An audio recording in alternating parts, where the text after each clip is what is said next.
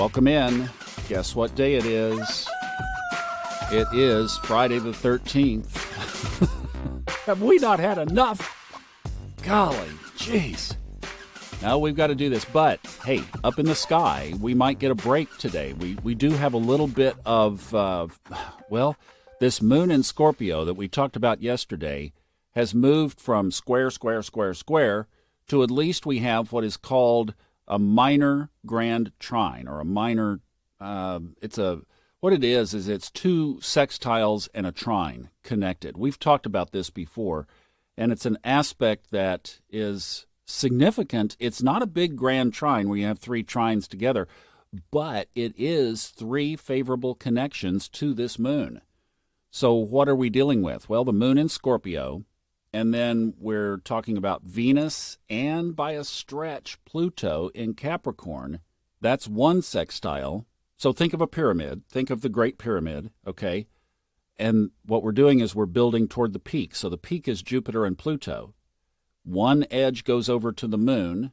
The other edge goes over to Neptune and the sun. Ooh. And then the base of the pyramid is Neptune, sun on one side and moon on the other. Okay? So let's talk about it again, just so you get a mental image. The base of the pyramid, Neptune, sun on one side, moon on the other. At the top, Jupiter and Pluto. So the stock market might actually even go up a few points today. I don't know. But that's a more relaxed, like that takes a little bit of the pressure off. Now, the moon still is in Scorpio. So this kind of framed up for me that we might, along these paradigms, because what have we been talking about? Saturn, Pluto, Jupiter in Capricorn, Neptune in Pisces, the big themes, and then Uranus and Venus in Taurus. Well, we're catching everybody except Uranus and Venus in Taurus.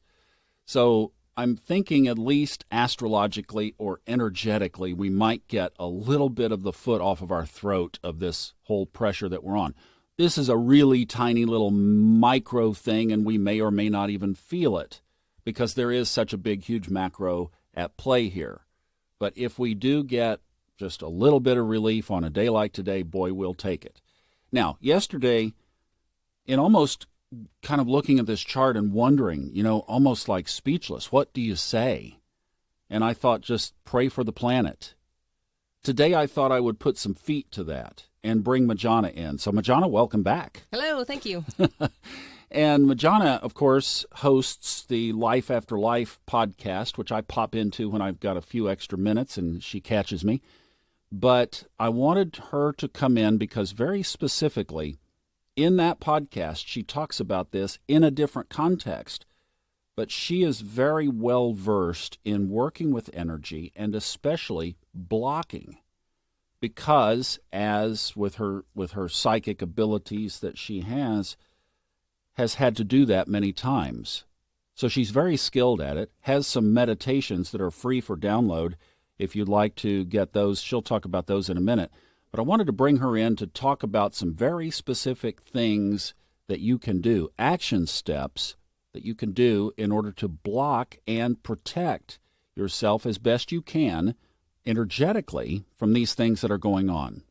So the strongest, most available spiritual tool that you have is yourself, your energy, your attitude. Not to be Pollyanna, but we do not realize how powerful we are. So visualizing, athletes know this, right? Business people know you visualize the outcome that you want and let your body experience that. Do that now. Don't come from a place of fear. Come from a place of empowerment and own your power, because like attracts like. So if you're standing in your power, you're going to attract powerful things working in your benefit. Once you have gotten to the place of power, then you can call in other assistance. Just know and trust that the universe is working on your behalf. Everything is unfolding for your highest and best interest. That doesn't mean we always like it, but it means ultimately we're going to be right where we need to be. So then you can ask your angels and your guides in the universe, God in general, to help protect you. On the website Thomas talked about, soulfoodtalks.com, under the freebies, there's a white light meditation and a waterfall meditation to clear negative energy and bring in the powerful white light, infinite protection of love. So you can do those and particularly ask that you be surrounded with love and protected from getting sick and protected from any of the negative things that are coming your way. Very powerful, strong tools at your disposal. Two things that I did yesterday here in the studio, in the audio booth, where we were finishing up an audio book, is I lit some sage. So I brought some sage into the experience. I got some little white sage cones, not the sage that smells like pot. I've got the ones that smell aromatic, and I did some of those. And I also just literally, as I was saying, pray for the planet. And I have some attacks going on with myself that are diminishing, but I actually called in Archangel Michael. Talk about bringing the angels in.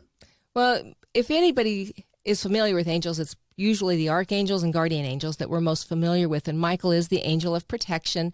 There's also Gabriel and Raphael and Metatron. There are many.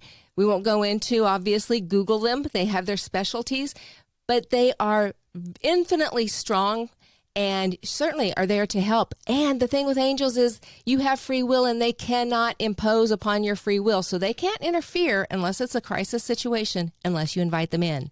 Tell you what, we are going to probably do something on one of our other two podcasts, Subconscious Mind Mastery or Life After Life, on this to continue this conversation.